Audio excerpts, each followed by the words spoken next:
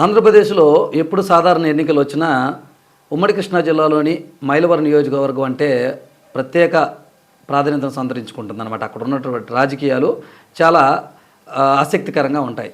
తాజాగా 2019లో మరి వసంతకృష్ణ ప్రసాద్, మాజీ మంత్రి దేవినేని ఉమ వీరిద్దరికీ కొంత కుటుంబ కలహాలు ఉన్న నేపథ్యంలో మరి ఈయన మీద గెలవాలనే పట్టుదలతో మైలవరం వచ్చారని వసంతకృష్ణ ప్రసాద్ అనేక సందర్భాల్లో చెప్పారు. మైలవరం రావడం జరిగింది. ఆయన దేవినేని ఉమపై గెలవడం జరిగింది. ఇది పక్కన పెడితే ఇక 2024 ఎన్నికలు వచ్చేపాటికి వసంతకృష్ణ ప్రసాద్ మరి వైఎస్ఆర్ కాంగ్రెస్ పార్టీ విధి విధానాలు నచ్చకే కావచ్చు, అలాగే మంత్రుల విధి విధానాలు నచ్చకే కావచ్చు, వారితో ఉన్నటువంటి గొడవలే కావచ్చు, ఆ పార్టీ నుంచి బయటకు వచ్చేశారు. ఇక ప్రత్యామ్నాయంగా ఆయన తెలుగుదేశం పార్టీలో జాయిన్ అయ్యారు. ఇక ఆయన అవుతారు త్వరలో అనే ఒక అంశం తెరపైకి రాగానే మరి మాజీ మంత్రి దేవినేని ఉమా కానీ, అలాగే తెలుగుదేశం పార్టీ కొంతమంది కేడరే కావచ్చు, ఎమ్మెల్యే వసంత రాకనైతే తీవ్రంగా వ్యతిరేకిస్తున్నారు కూడా. అసలు ఏం జరిగింది ఏంటి అనే కొన్ని అంశాలు మనం పరిశీలిస్తే అసలు వసంతకృష్ణ ప్రసాద్కు టీడీపీ కేడర్ సహకరిస్తుందా, అలాగే అసలు మైలవరం అభ్యర్థిని మార్చవలసిన అవసరం ఏమొచ్చింది, అలాగే నియోజకవర్గంలో ఉన్న తెలుగుదేశం పార్టీకి సంబంధించినటువంటి కేడర్ మొత్తం వ్యతిరేకిస్తుందా వసంత రాకను, లేదా కొంతమంది మాత్రం వ్యతిరేకిస్తున్నారా, ఇక అలాగే పార్టీ లైన్ను, పార్టీ అధిష్టాన నిర్ణయాన్ని మరి దేవినేని ఉమ గౌరవిస్తారా లేదా, ఇక వసంతకృష్ణ ప్రసాద్ ఏమంటున్నారు, బొమ్మసాని సుబ్బారావు ఏమంటున్నారు, గన్నే ప్రసాద్ ఏమంటున్నారు, దేవినేని ఉమ ఏమంటున్నారో మనం ఒకసారి పరిశీలిద్దాం. అసలు వీటన్నిటికంటే మొట్టమొదటి పాయింట్, వసంతకృష్ణ ప్రసాద్కు టీడీపీ కేడర్ సహకరిస్తుందా లేదా? ఈ ప్రశ్నకు సమాధానం ఖచ్చితంగా సహకరిస్తుందని చెప్పుకోవచ్చు. ఎందుకంటే తెలుగుదేశం పార్టీ నాయకులు కావచ్చు, కార్యకర్తలు కావచ్చు, క్రమశిక్షణతో కూడినటువంటి విధానాలు ఉంటాయి. క్రమశిక్షణ కనటువంటి నాయకులు, కార్యకర్తలు ఉంటారని తెలుగుదేశం పార్టీ అధిష్టానం చెప్తుంది.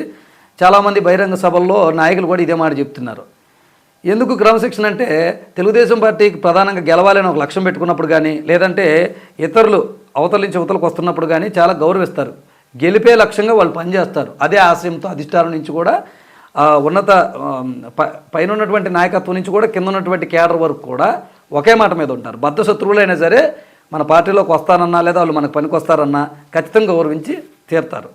మరి ఈ విధంగా చూసుకున్నట్లయితే మరి అధిష్టానం ఇక్కడ ఇంకో మాట కూడా గమనించాలి.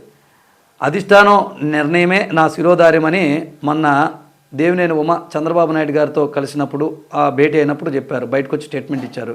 పార్టీ అధిష్టాన నిర్ణయమే నా నిర్ణయం, చంద్రబాబు నాయుడు గారి కుటుంబ సభ్యుల్లో నేను ఒకటినే అని చెప్పారు. సరే, ఇంత మాట అన్నప్పుడు మరి సహకరించుకోకుండా ఉంటారా? నియోజకవర్గంలో ఎన్ని జరిగినా ఆ పరిణామాలు ఖచ్చితంగా సహకరిస్తారు.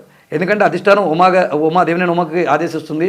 అలాగే దేవినేని ఉమ కింద ఉన్న కేడర్కి ఆదేశిస్తే ఖచ్చితంగా వాళ్ళ మాట వినాల్సిందే. ఇంతేకాదు, గెలిపించాల్సిన బాధ్యత, ఒకవేళ టికెట్ కనుక వసంతకు ఇస్తే గెలిపించాల్సిన బాధ్యత దేవినేని ఉమపైనే ఉంటుంది. ఖచ్చితంగా ఆయనే గెలిపించి రావాలి. ఒకవేళ బ్యాడ్ లక్ వసంతకృష్ణ ప్రసాద్ కనుక 2024 అంటే ఏదన్నా తేడా జరిగితే ఆ బాధ్యత దేవినేని ఉమా గారి పైన పడుతుందన్నమాట. గెలిచినా కూడా ఆ ఇంపాక్ట్ మొత్తం ఆయనది, ఆ క్రెడిబిలిటీ మొత్తం దేవినేని ఉమదే, బాధ్యత ఆయనది. ఎందుకంటే 2 సార్లు ఇక్కడ ఎమ్మెల్యేగా గెలిచారు. మరొక 5 సంవత్సరాలు ఆయన ఇన్ఛార్జిగా ఇక్కడ ఉన్నారు. ఆయనకి ఎంతో కొంత కాదు, మొత్తం పూర్తి పట్టు మొత్తం ఇక్కడే ఉంది ఆయనకి. ఎందుకంటే వీళ్ళిద్దరి మధ్య ఉన్నటువంటి కలహాలు ఈయన గెలుపు పైన అక్కడ హైకమాండ్లో మంచి మా అధిష్టానం దగ్గర మంచి పేరు వస్తుంది గెలిపిస్తే. ఒకవేళ ఏదైనా తేడా జరిగినా అదే బాధ్యత ఈయనే మోయాల్సి వస్తుంది. ఎన్నో ఇది వస్తాయి అనమాట. ఇక్కడ వసంతకృష్ణ ప్రసాద్ గారు ఏం చెప్తున్నారు, నేను పార్టీలోకి వచ్చాను, పార్టీ ఆదేశమే నా శిరోధార్యం, వాళ్ళు ఎక్కడ పోటీ చేయమంటే అక్కడి నుంచి చేస్తాను, దేవినేని ఉమా గారితో పని చేయమంటే పని చేస్తా. ఈరోజు కూడా ఒక స్టేట్మెంట్ ఇచ్చారు. దేవినేని ఉమా గారికి ప్రచారం చేస్తాను, ఆయనతో కలిసి సహకరిస్తాను, పని చేస్తాను, కానీ నా మీద అవాకు చవాకులు పెళ్తే మటుకు ఊరుకునేది లేదు అని కూడా స్వీట్ వార్నింగ్ అయితే ఇచ్చారు. సో ఆయన మనసులో మాట ఏంటంటే కలిసి పనిచేస్తా, పార్టీ కోసం మరి విధి విధానాలను గౌరవించాలి కాబట్టి పార్టీ విధి విధానాలని ఆయన గౌరవిస్తున్నారు. ఇక వాళ్ళిద్దరి మధ్య గొడవలు పక్కన పెట్టి ఆయన సహకరిస్తానని అంటున్నారు. దేవినేని ఉమా కూడా మన అధిష్టానంతో అదే చెప్పుకొచ్చారు. ఇక బొమ్మసాని సుబ్బారావు విషయానికి వస్తే, ఆయన నేను స్థానికుడిని, నేను ఎప్పటి నుంచో పార్టీలో ఇలాగే ఉంటున్నాను, అనేక సేవా కార్యక్రమాలను నేను అందించాను, కీలక వ్యక్తిని, ఇక నా వయసు కూడా 50 సంవత్సరాలు పైబడింది, నాకు కూడా ఒక అవకాశం ఇస్తే నేను సేవ చేసుకుంటాను నియోజకవర్గానికి, నన్ను కూడా పరిశీలించండి అని ఆయన చాలా రిక్వెస్టబుల్గా చెప్తున్నారు. ఆయన మాటలో కూడా పరిగణన తీసుకున్నటువంటి అధిష్టానం వీళ్ళ నలుగురి పైన, ఇటు గన్నె ప్రసాద్ పైన, బొమ్మసాని సుబ్బారావు పైన, వసంతకృష్ణ ప్రసాద్ పైన, దేవినేని ఉమ పైన ఒక సర్వే అయితే అధిష్టానం చేపట్టింది. ఇద్దరిద్దరు చొప్పున, ముగ్గురు చొప్పున అలా అధిష్టానం అయితే సర్వే చేపట్టింది. వీళ్ళందరూ కూడా కామన్గా వాడే ఒకే ఒక పదం, అధిష్టానం ఆదేశిస్తే అధిష్టానం మాటే మా శిరోధార్యం, తప్పకుండా మేము పార్టీ కోసమే పనిచేస్తాం అంటున్నారు.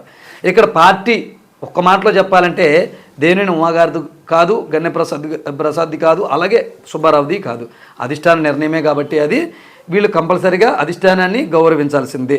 అలాగే క్యాడర్ కూడా వాళ్ళ మాటలు ఇచ్చేయాలి. ఎందుకంటే ఆ హైప్ తీసుకొచ్చింది పార్టీ కాబట్టి కార్యకర్తలు, నాయకులు, కింద ఉన్న వాళ్ళు ఖచ్చితంగా ఈ వసంతకృష్ణ ప్రసాద్ కనుక సీట్ ఇస్తే తప్పకుండా ఇక్కడ వాళ్ళు పనిచేస్తారు, పని చేయాలి కూడా.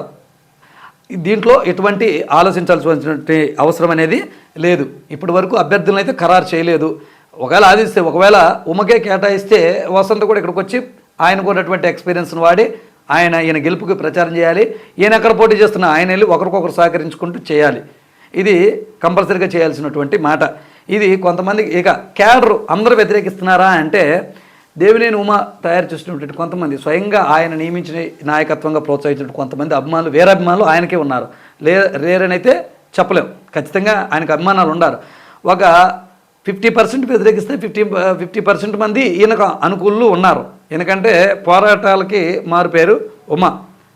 ఆయనటువంటి పోరాటాలు అవ్వచ్చు, కార్యకర్తలకు ఇచ్చినట్టు ధైర్యం అయితే కొంతమంది అభిమానాన్ని అయితే ఆయన మూట కట్టుకున్నారు.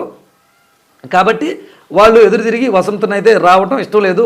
సో ఏదేమైనా అధిష్టానం పిలుపునిస్తే ఖచ్చితంగా కింద ఉన్నటువంటి నాయకత్వం సహకరించాలి, అది వారి బాధ్యతగా కూడా. సో ఇది మనకు తెలిసినటువంటి సమాచారం.